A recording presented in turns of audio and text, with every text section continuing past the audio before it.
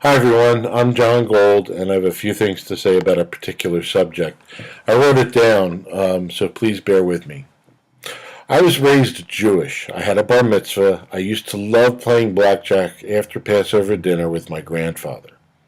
That being said, over the years I stopped practicing being Jewish except for family events or holidays and such, and my belief in God is non-existent.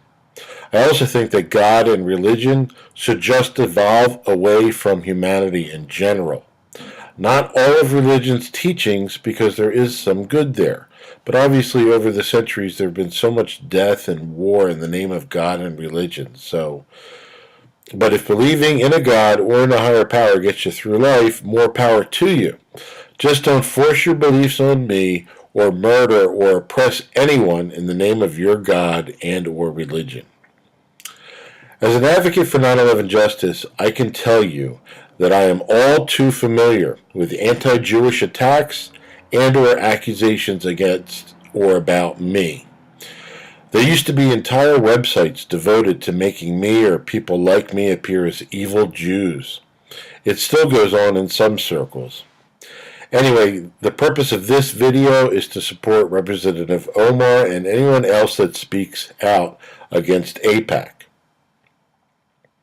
On March 22, 2006, UPI reported that, quote, two of America's top scholars have published a searing attack on the role and power of Washington's pro-Israel lobby in a British journal, warning that its, quote, decisive, end quote, role in fomenting the Iraq War is now being repeated with the threat of action against Iran, end quote.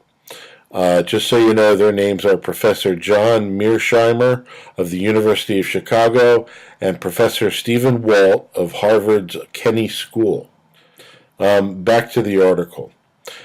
They claim that the Israel lobby has distorted American policy and operates against American interest, that it has organized the funneling of more than $140 billion to Israel and, quote, has a stranglehold, end quote, on the U.S. Congress, and its ability to raise large campaign funds gives its vast influence over Republican and Democratic administrations, while its role in Washington think tanks on the Middle East dominates the policy debate.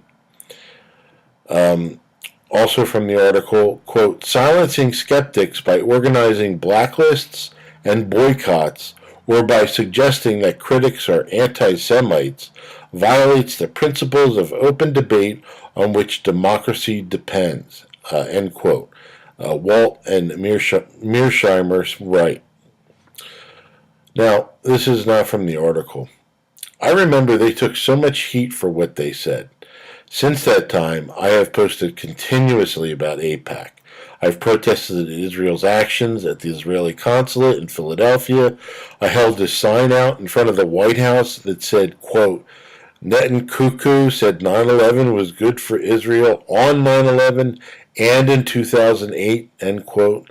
I've written about Israel so many times, I've made a few movies about Israel, and it breaks my heart that more Jews aren't speaking out against the policies of Israel or organizations like AIPAC.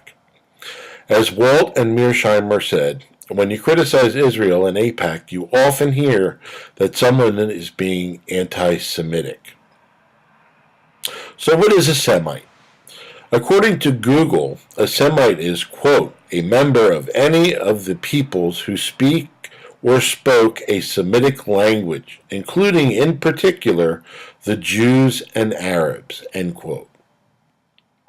In other words, everyone in that region of the world is considered a Semite. So the phrase anti-Semitic is stupid in and of itself. I prefer the phrase anti-Jewry. Why else is it stupid? America is considered by many to be a Christian nation. When you criticize the policies of the American government, does that mean you hate all Christians? Of course it doesn't. That is essentially what those people who scream anti-Semitic are doing. When Israel stops treating Palestinians the way they do, When AIPAC and organizations like it are expelled from this country, including lobbies for big oil, big defense, big pharma, big insurance, big Wall Street, and any other entity that influences the policies of our government against the best interests of the people, then continue to speak out because it's simply the right thing to do. Thank you for your time. I almost forgot there's something I wanted to show you. You know I love Superman.